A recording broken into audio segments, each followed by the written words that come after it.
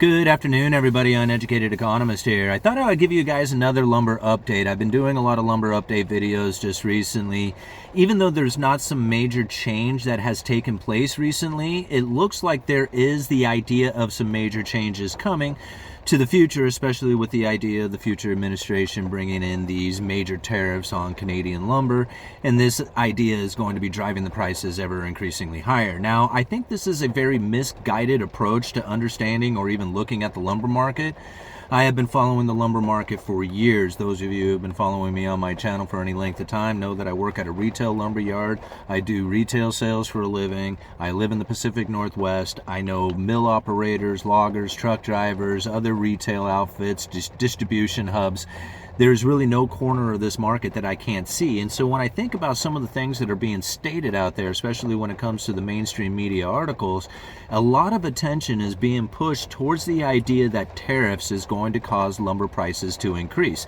And in fact, there's a lot of people who are talking about how these tariffs are already reflective inside of some of the price moves that we are now experiencing within lumber. And I think, again, this is a very misunderstood, not necessarily disingenuous, but very misunderstood. That's the only way I could really kind of approach this idea. Because the prices of lumber have been down significantly for a couple of years now. And I have been trying to communicate this out there to the people in the best way that I can, considering that there is nothing out there that I can share with you as far as a link to prove some of the anecdotal evidence that I am seeing out there. Now, one of the things that I have been excuse me guys, slow down here. One of the things that I have come across when it comes to the idea of where we are sitting as far as lumber futures and prices and inventory goes is there is huge gaps in production. Now, to understand this, a lot of times we think, okay, well, we go down to the lumber yard, I see all the lumber I need, you should take a look at my area, there's all kinds of stuff going on. Maybe it's just, my particular spot that's, observing this. This is not the case. Right? We have to understand, generally speaking, when you're looking at the futures market, it is talking about a broad view of the entire general market. Now, this isn't going to reflect your particular location that is showing signs of maybe a lot of economic activity or something of that nature, and you say, man, this doesn't look like what it is that you're describing. What we have to look at is what it is that's taking place in the general view. Right, like what's happening across most of these lumber mills out there across the nation. And so for those of you who have been following my channel, follow me on my channel, know that I talk a lot about a particular email that I get once a week that kind of gives us an idea of what's taking place throughout the different regions within this lumber market.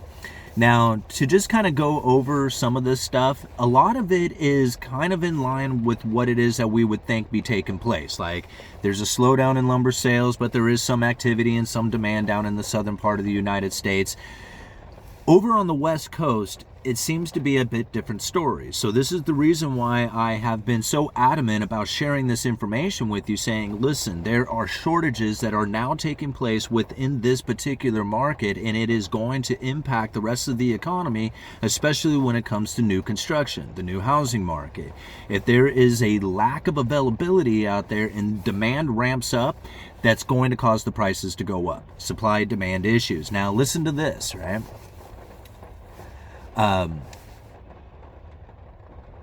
Let's see, the general sentiment is, and this is talking about Western SPF, spruce pine fir, the western side, and again, this is coming out of this email. The general sentiment is that the market is on cruise control, and we do not expect much activity over the next 2 weeks. Now, again, this is something that is kind of short-lived thinking with the holiday season, but ultimately, this is the kind of message that I have been hearing within this particular region for months now. Not just here in the next couple of weeks, but for months, it's been slow activity happening within the lumber market. Goes on to say, many mills are relying on their order files to try and hold numbers steady. Prompt loads have come up this week and are negotiable, meaning that there is availability of this. You order it and it's prompt. You can get it right now. So now this is a very different situation that we were experiencing, say, when lumber was running up to its all-time high, when you would order a truck of lumber and you didn't know if you were going to get it in 6 weeks or 2 months or 3 months. It was somewhere down the road. Now it seems there's almost prompt delivery. You order this and it is going to come in almost immediately. And so again, this is very different from what we had experienced when there was actual lumber shortages due to the heightened demand. Right? If you have lumber shortages where there's not enough production, you have an increase in demand, prices will move up dramatically and the lead times will move out. But if the prices are low and the lead times are short, then there's not a lot of demand out there for the available material that is in production right now. It says here, it goes on to talk about the futures. Both cash and futures came down some this week. Again, this isn't moving up off of the ideas of tariffs. This is moving down. Okay? Many in the industries are buying back their own specs in short positions. Very interesting to think about. Because the prices come down, they are able to actually buy back into the market at a cheaper price from what they had sold it at. Talking about the southern pine, this is a pretty interesting little market right here because it's kind of like unique and on its own, considering that a lot of the mills, like this is kind of like a break from the information. Taking it back a little bit, the mills from the British Columbia area, right, which these are the major mills of the Northwest, or not the Northwest, but the North America, and a lot of them reside up here in the Northwest. So we have like Canfor, Infor, West Fraser, there's a bunch of them up here, right, up in the Pacific Northwest area, and a lot of them come up out of the British Columbia area, these Canadian mills. Now, British Columbia has been, like, their forestry industry has just been decimated over the last couple of years. So a lot of these major players, they're going to move to where the logs are, right? So just like fishermen, you fish where the fish are. These major mills are shutting down production up in the British Columbia area, and they have moved down to the southern part of the United States, which I think is kind of an interesting little tactic, considering that some of the tariffs that were put on Canadian lumber back during Trump's first administration, then reinstated during the Biden administration. A lot of times people want to blame Biden for having these tariffs on lumber or causing high lumber prices. That isn't exactly true. Trump, in fact, even before Trump, they've been putting these tariffs on Canadian lumber. They've been accusing Canada of subsidizing their lumber and dumping cheap lumber into the United States. And this is something that the United States has accused Canada of many times prior to even Trump's first administration. But the fact is that they put these tariffs on Canadian lumber literally 5 years ago or more, right? Like over 5 years ago, before Biden administration, right? Biden reinstated it, and then Trump is promising to continue to operate in this fashion. However, the belief inside of this idea is that it's going to cause lumber prices to move up. I'm even finding articles trying to use the credible threat idea of the future administration bringing tariffs to the Canadian lumber, and that's one of the reasons why we're seeing lumber prices moving up. But this, again, is very disingenuous, considering that the lumber prices are not elevated. Like, nowhere in the last couple of years could we say that lumber prices were high. They have been less than what they were prior to 2018. We have to understand this. Lumber futures right now are less than what they were in 2018. And so when people are saying, man, lumber prices are really high, look at this huge increase in lumber over the last couple of weeks, and I'm thinking, no, I mean, there might have been an increase in the futures price from where it was, but as far as moving up into an elevated position, no. Lumber in the futures market is still incredibly cheap, and lumber mills don't want to produce at this level. And you can see that through some of the inventory gaps that are taking place. And this is something that I have experienced personally, and there's not a lot of information that I can share with you out there that shows this gap in production that is happening out there. However, inside of this article, it does talk about that. Now here it's talking Western species of dry dimension. Right? Again, this is the West Coast lumber mills, dry lumber, so kiln dried lumber. It says here, the dry Doug fir market has settled into holiday quandary. Prices remain sideways to down on most items, with 2x12 still semi-strong and harder to find. Very important to understand this, right? The 2x12 is still strong and harder to find. Inventory levels seem to be sparse at the mill, and we anticipate it will be more of a task to source out mixed inquiries as we approach holiday schedules at the mill. Now, I know this is a little confusing for those of you who may not be following like the lumber industry and stuff like that. But to understand this, right, 2x12 is not a very common lumber size to sell. Now, 2x4s, 2x6, this is very common. Now, I'm not trying to say that 2x12s aren't used. They're used every single day within the construction field, and there's very little doubt in my mind that there is demand for 2x12. But when it comes to like typical lumber that you are using to frame a house, 2x4, 2x6, by far the more common lumber that is going to be used. It's the studs, it's the plate stock. This is commonly used for framing up the house. The floors, which would typically use like a 2x12 type of board for, generally are more in the engineered I-joist flooring systems, where it's manufactured joists that are made of composite material like OSB and plywoods and stuff like that, that aren't milled out of a solid piece of wood, like a 2x12 is milled out of a solid piece of wood. So now when most people are doing their floor joist or roof rafters or something of that nature, they're no longer using these wider 2x12 type of boards, but they use engineered floor systems or trusses that are manufactured out of 2x4s and 2x6s, pre-built and sent to the job site. So the demand for 2x12 in these wider lengths or even longer lengths are not nearly as prevalent within the industry as 2x4s and 2x6 studs and plate stock are. So now we start to recognize this within our industry when you see the price reflections going from like a unit of 2x12 8-foot and 10-foot boards, which are not very commonly sold. Like, I mean, you sell them. Like, a lot of times people will even use these for like raised garden beds and stuff like that nature. But for the most part, they're not a high demand item for the actual construction industry, those 2x12, 8-foot and 10-foot. The longer lengths, now those are used more likely within the building supply or within the building industry itself, as there's more of a need for a wider board when you're going longer lengths, right, to span that gap.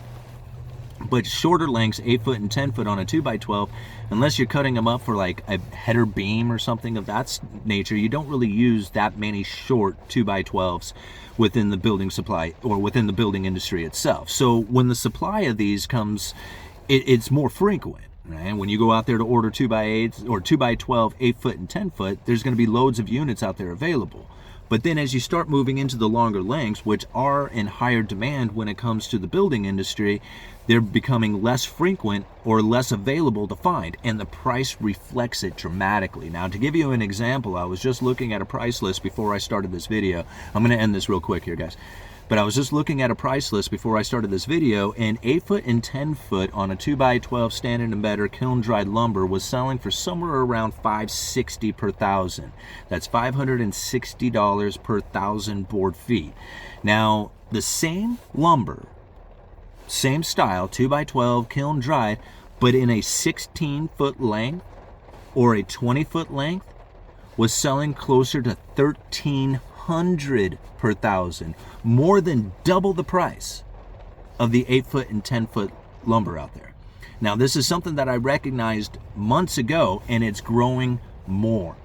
You're finding this to take place in more lengths and more of the wider lumbers, like the 2x8s, 2x10s, 2x12s. We're starting to find these gaps occurring in more of these lumber or more of these other sizes of lumber in these particular lengths that are longer and in higher demand. And the reason why we're finding this is because the mills don't want to produce at this low price. See, people say that lumber prices are high. That is incorrect. That is not right. $550 per thousand, these mills are barely operating at a profit. $600 per thousand, maybe getting there. Okay?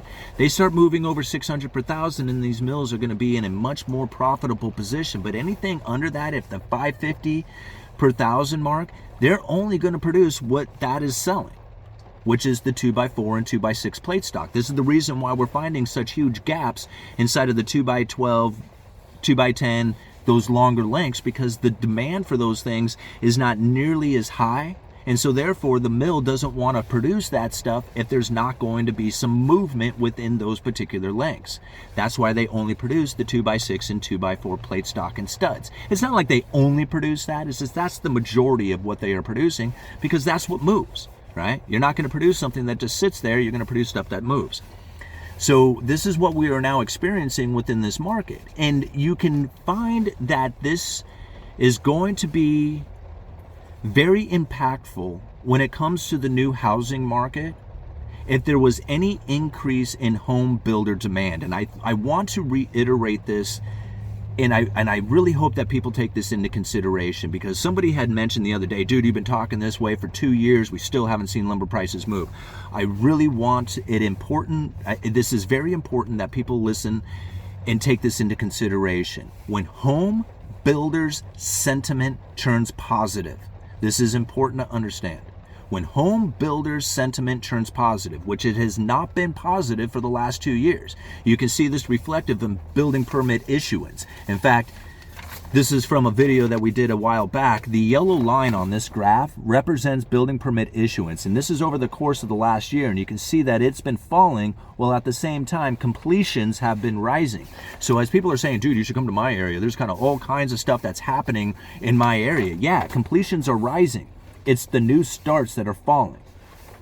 So if new starts are falling, the demand for lumber is coming down. It's not going up. And if demand for lumber is coming down, the mills aren't going to produce. And if the mills aren't going to produce, then you're going to find gaps in inventory, which is going to leave shortages within this market. If home builders sentiment turns positive and they start ramping up production and they start going into demand for lumber and there's not a lot of availability out there, this becomes inelastic demand. Inelastic demand means that they will pay any price for it because they have started this project and they have to move forward. Once they have started, they cannot back out. They must continue forward with this. And if the availability of lumber is incredibly tight, they will pay any price for it. So now as people are looking for the tariffs to cause prices to go up, I'm looking at home builder sentiment and inventory levels that's going to cause the prices to move up. Because tariffs have been there the entire time. And it's a great credible threat to what could come to Canadian lumber going into the future. But we have to also understand that 80% of what it is that we consume here in the United States, as far as softwood lumber, that's the framing lumber that we use to build houses, 80% of that is a domestic supply. Okay. Granted, there is a lot of products that come out of Canada that is not necessarily the framing lumber, such as that of things like Western red cedar. Much of the Western red cedar that we use here in the United States does come out of Canada, and that will have a major impact with the tariffs and the availability that comes in. But that's not a necessity to the building of a home. Like, it's a major component, especially when it comes to trim and siding and stuff like that. But when it comes to the actual framing of lumber, that is generally a Doug fir product or a pine product, but it's not a Western red cedar product. And most of that softwoods that we use for building here in the United States is a domestic supply. Granted, a lot of it, a huge chunk of it comes out of Canada, but not the majority of it. Okay, I'm going to leave it at that. Uneducated Economist, you guys let me know.